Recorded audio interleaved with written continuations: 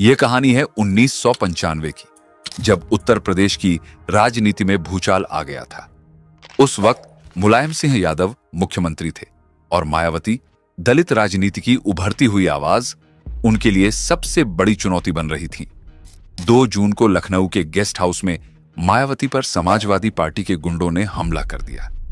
कमरे में बंद मायावती पर भद्दी गालियां और धमकियों की बौछार हो रही थी।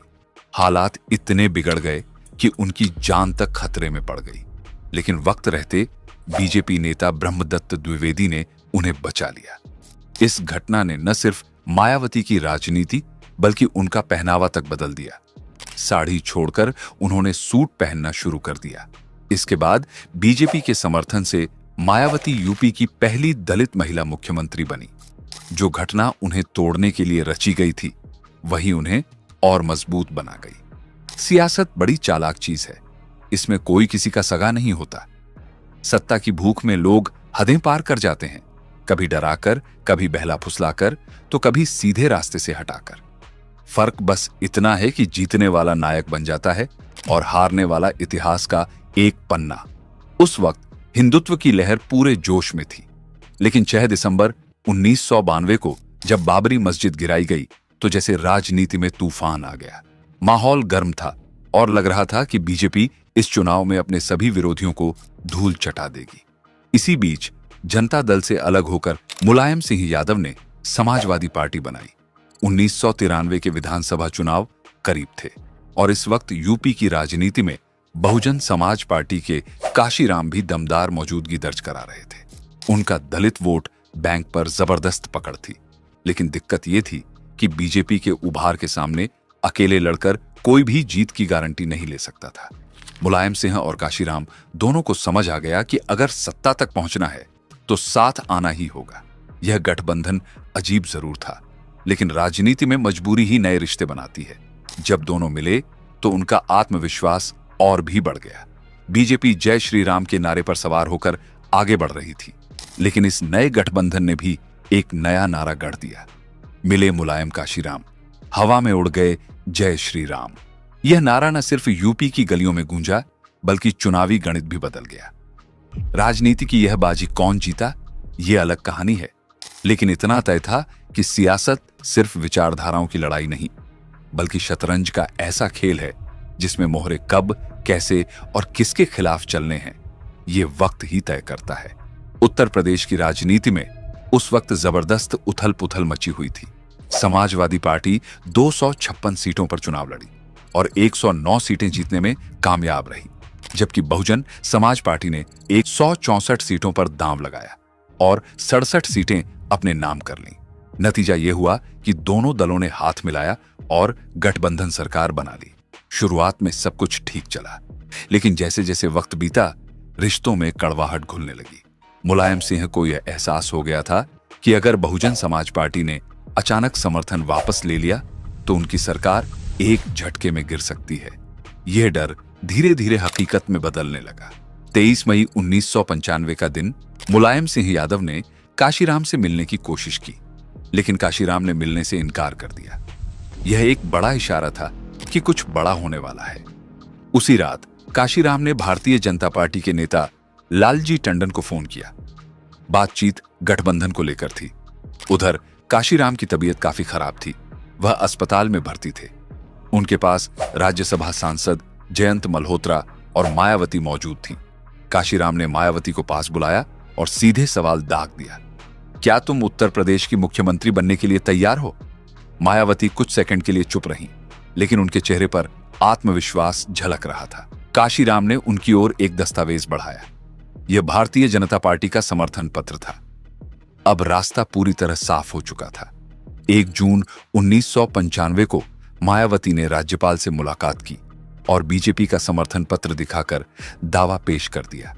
यह राजनीति का ऐसा मोड़ था जिसने न सिर्फ सत्ता समीकरण बदल दिए, बल्कि आने वाले वर्षों तक यूपी की राजनीति पर गहरा असर डाला। अब खेल पूरी तरह बदल चुका था। बहुजन समाज पार्टी ने आधिकारिक रूप से समाजवादी पार्टी से समर्थन वापस ले लिया और बीजेपी के साथ मिलकर सरकार बनाने का दावा ठोक दिया। राजनीति के इस नए समीकरण से मुलायम सिंह की टेंशन और बढ़ गई थी। 2 जून 1995 मायावती ने लखनऊ के एक गेस्ट हाउस में अपने विधायकों के साथ बैठक बुलाई। माहौल तनावपूर्ण था। सब जानते थे कि यह सिर्फ एक बैठक नहीं, बल्कि सत्ता की एक नई कहानी लिखने की शुरुआत थी। लेकिन तभी एक और बड़ा झटका लगा। बसपा के 12 विधायक राज बहादुर की अगुवाई में समाजवादी पार्टी में शामिल हो गए।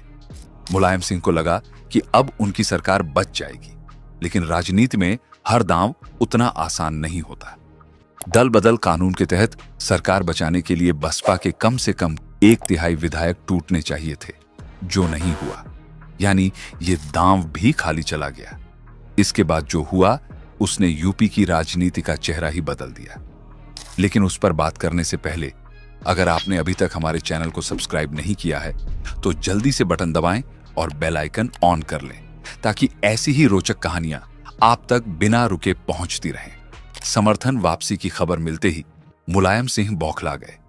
सत्ता हाथ से फिसलती दिखी तो उन्होंने अपने समर्थकों को खुला आदेश दे दिया, गेस्ट हाउस में जो भी हो, मायावती के विधायकों को तोड़ना है, चाहे डराकर, धमकाकर या मनाकर। इसके बाद समाजवादी पार्टी के समर्थकों और बाहुबलियों की भीड़ गेस्ट हाउस की तरफ कूच कर गई। माहौल उग्र हो चुका था। उधर मायावती अपने विधायकों के साथ कॉन्फ्रेंस रूम में मीटिंग कर रही थी। माहौल गंभीर था, लेकिन कोई नहीं जानता था कि अगले ही पल क्या होने वाला है। अचानक गेस्ट हाउस का गेट जोर जोर से पीटने की आवाजें आने लगी। बाहर से गालियों और जातिसूचक शब्दों की बौछार होने लगी। दरवाजा खोलो वरना तोड़ देंगे। गेस्ट हाउस का दरवाजा अंदर से बंद था, लेकिन बाहर मौजूद भीड़ पूरी ताकत से उसे तोड़ने में लगी थी। मायावती और उनके विधायकों के लिए यह एक डरावना मंजर था। सत्ता की लड़ाई अब शारीरिक हिंसा और गंदी राजनीति की हदें पार कर रही थी। शाम के 4 बजे से 6 बजे तक गेस्ट हाउस युद्ध का मैदान बन चुका था। समाजवादी पार्टी और बहुजन समाज पार्टी के समर्थक आमने सामने थे। गालियां, धक्का मुक्की, लात घूंसे, सब कुछ हो रहा था। चारों तरफ अफरा तफरी मची थी। कई लोग घायल हो चुके थे, लेकिन इस हिंसा को रोकने वाला कोई नहीं था। बसपा विधायकों ने आरोप लगाया कि उन्हें जबरदस्ती डराया धमकाया गया। कुछ को जबरन खींचकर ले जाने की कोशिश भी हुई। माहौल इतना खतरनाक था कि कई विधायक खुद को बचाने के लिए इधर उधर छिपने लगे। कुछ को तो जबरदस्ती गेस्ट हाउस के कॉन्फ्रेंस रूम से बाहर घसीटा गया। इस पूरे बवाल के दौरान मुलायम सिंह यादव ने पुलिस को चुप रहने का इशारा कर दिया था। पुलिस वहीं खड़ी तमाशा देखती रही। हालात इतने बिगड़ चुके थे कि मौके पर मौजूद वरिष्ठ पुलिस अधीक्षक तक को कोई फर्क नहीं पड़ा। लोग चीख चिल्ला रहे थे और वो बस एक कोने में खड़े सिगरेट का कश लेते रहे। सत्ता की इस लड़ाई ने यूपी की राजनीति को हिलाकर रख दिया था, लेकिन असली खेल तो अभी बाकी था।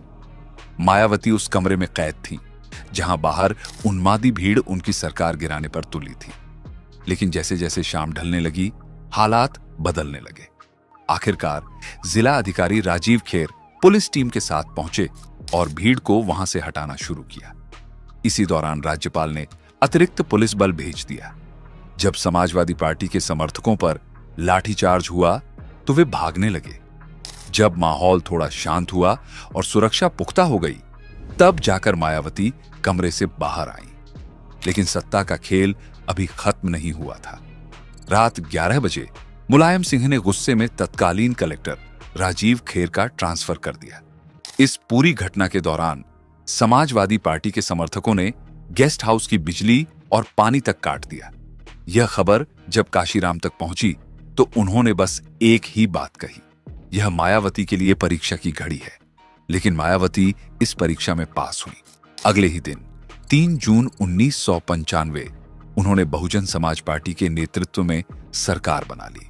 इस बार उन्हें भारतीय जनता पार्टी, जनता दल और कम्युनिस्ट पार्टी का भी समर्थन मिला। कुल 282 विधायकों की ताकत के साथ यूपी की राजनीति में एक नया अध्याय लिखा जा चुका था। मायावती मुख्यमंत्री बन चुकी थी। मुलायम सिंह सत्ता से बाहर हो गए थे। लेकिन गेस्ट हाउस कांड की यादें मायावती के दिल में जख्म बनकर रह गईं। वह जब भी मंच पर खड़ी होती इस घटना का जिक्र जरूर करती। लेकिन इस कहानी का एक और अहम किरदार था जिसका नाम लिए बिना यह किस्सा अधूरा रहेगा। ब्रह्मदत्त द्विवेदी भारतीय जनता पार्टी के कद्दावर नेता, राम जन्मभूमि आंदोलन के बड़े चेहरों में शामिल, यूपी में भाजपा का ब्राह्मण चेहरा, अटल बिहारी वाजपेयी के करीबी। मायावती उन्हें अपना भाई मानती थी, लेकिन इस कहानी का सबसे दर्दनाक मोड़ अभी बाकी था। 1997 की बसंत पंचमी, फरवरी की एक रात, ब्रह्मदत्त द्विवेदी अपने दोस्त रामजी अग्रवाल के भतीजे के तिलक समारोह में शामिल होकर लौट रहे थे। जैसे ही उन्होंने कार का दरवाजा खोला, गोलियां तड़तड़ाने लगी। सब कुछ ही सेकंड में खत्म हो गया। यूपी की राजनीति का एक बड़ा चेहरा सड़क पर गिर चुका था। जब मायावती को इस खबर का पता चला तो वो फूट फूट कर रो पड़ी। राजनीति में विश्वासघात आम बात थी, लेकिन यह वार ऐसा था जिसे वह जिंदगी भर नहीं भूल सकी। देखने वालों का कहना था कि गैंगस्टर संजीव जीवा और विजय सिंह ने गोलियां बरसाईं। इस गोलीबारी में ब्रह्मदत्त द्विवेदी के साथ उनके सिक्योरिटी गार्ड ब्रिज किशोर तिवारी की भी मौत हो गई। लेकिन कहानी यहीं खत्म नहीं होती। गेस्ट हाउस कांड के दौरान जब मायावती पर हमला हो रहा था, तब ब्रह्मदत्त द्विवेदी अपने समर्थकों के साथ वहां पहुंचे। उन्होंने मायावती को भीड़ के चंगुल से सुरक्षित निकाला। जो लोग उन पर हमला कर रहे थे, उन्हें मुंह तोड़ जवाब दिया। कहा जाता है कि समाजवादी पार्टी के कुछ लोग बहुजन समाज पार्टी के विधायकों को किडनैप कर मुख्यमंत्री के सामने पेश कर समर्थन देने के लिए मजबूर कर रहे थे। इसी बीच ब्रह्मदत्त द्विवेदी अकेले ही गेस्ट हाउस में घुसे और उग्र भीड़ से भिड़ गए। वो न नेता की तरह, न वकील की तरह, बल्कि एक सिपाही की तरह लड़े। और इसीलिए जब उन्हें गोलियों से भून दिया गया तो मायावती फूट फूट कर रो पड़ी। ब्रह्मदत्त द्विवेदी की मौत ने उत्तर प्रदेश की राजनीति को हिलाकर रख दिया। उनके जाने के बाद उनकी पत्नी ने चुनाव लड़ा। इस बार मायावती ने बहुजन समाज पार्टी से कोई प्रत्याशी खड़ा नहीं किया, बल्कि उन्होंने खुद चुनाव प्रचार में उतरकर ब्रह्मदत्त द्विवेदी की पत्नी के लिए वोट मांगे। ये कोई साधारण फैसला नहीं था। जो पार्टी कभी भारतीय जनता पार्टी के खिलाफ थी, वही पार्टी आज उनके नेता के परिवार के लिए समर्थन जुटा रही थी। लेकिन मायावती के लिए यह सिर्फ एक चुनाव नहीं था, यह कर्ज चुकाने का वक्त था। मायावती ने अपनी आत्मकथा मेरा संघर्ष जीवन एवं बहुजन समाज मूवमेंट का सफरनामा में गेस्ट हाउस कांड का विस्तार से जिक्र किया। इस किताब में उन्होंने मुलायम सिंह यादव को अपराधी मानसिकता वाला व्यक्ति बताया। उन्होंने लिखा, मुलायम सिंह ने अपनी सत्ता और ताकत का गलत इस्तेमाल कर मुझे मरवाने की कोशिश की। गेस्ट हाउस में मेरे विधायकों को किडनैप करवाने की साजिश रची गई। यह बयान कोई साधारण आरोप नहीं था, बल्कि भारतीय राजनीति के सबसे काले पन्नों में दर्ज एक सच्चाई थी। गेस्ट हाउस कांड के दौरान जो लोग वहां मौजूद थे, उन्होंने एक ऐसी बात कही जिसे सुनकर किसी की भी रूह कांप जाए। जब उग्र सपा समर्थक दरवाजे तोड़कर अंदर घुसे तो हालात बेकाबू हो गए। उनके हाथ मायावती की साड़ी तक पहुंचने लगे थे। यही वजह थी कि इस घटना के बाद मायावती ने कभी साड़ी नहीं पहनी। हालांकि इस बारे में उन्होंने कभी कुछ नहीं कहा, ना ही अपनी किताब में इसका जिक्र किया। इस कांड की जांच रमेश चंद्र कमेटी के द्वारा की गई। कमेटी ने 79 पन्नों की रिपोर्ट पेश की, जिसमें मुलायम सिंह को इस घटना का मुख्य आरोपी बताया गया। रिपोर्ट में साफ लिखा था, यह कोई अचानक भड़की हिंसा नहीं थी, बल्कि इसकी पूरी स्क्रिप्ट पहले से लिखी जा चुकी थी। साजिश के तहत कई अधिकारियों के लखनऊ ट्रांसफर तक कर दिए गए थे। इस घटना ने उत्तर प्रदेश की राजनीति में 3 बड़े किरदार सामने ला दिए। मायावती, जो इस हमले की शिकार थीं, मुलायम सिंह, जिन्हें इसका मास्टरमाइंड बताया गया, ब्रह्मदत्त द्विवेदी, जिन्होंने मायावती को बचाकर बाहर निकाला। यह घटना भारतीय राजनीति के इतिहास में एक काले अध्याय की तरह दर्ज हो गई। लेकिन इस बारे में आपका क्या कहना है? कमेंट बॉक्स में अपनी राय जरूर बताइए। अगर वीडियो पसंद आया हो तो लाइक और शेयर करना ना भूलें, ताकि हमें भी लगे कि हमारी मेहनत सफल हुई। जय हिंद, जय भारत, वंदे मातरम।